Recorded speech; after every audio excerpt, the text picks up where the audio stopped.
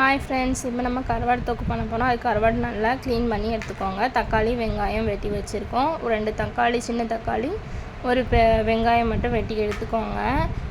பெரிய தக்காளினா ஒரு தக்காளி எடுத்துக்கோங்க.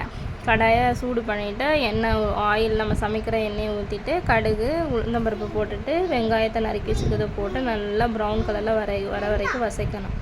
அதுக்கப்புறம் அது கூட தக்காளி போட்டு நல்லா மிக்ஸ் பண்ணணும்.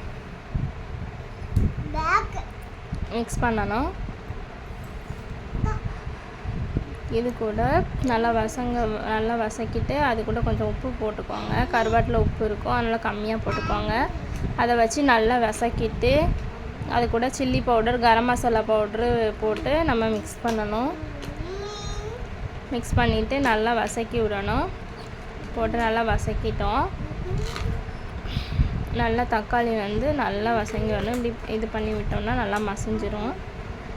இது கூட நம்ம இந்த ஸ்டேஜில் கருவாடு நம்ம சேர்த்துக்கலாம்.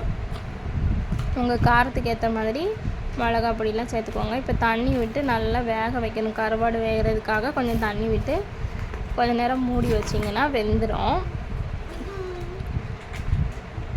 இப்போ ரெடி ஆயிடுச்சு. இந்த மாதிரி கட்டியாக வர வரைக்கும் வச்சு எடுத்துக்கோங்க. உங்களுக்கு குழம்பு மாதிரி வேணாலும் வச்சுக்கலாம். ஸோ நான் ரசம் வச்சு அது கூட வச்சு சாப்பிட்றேன், நல்லாயிருக்கும்.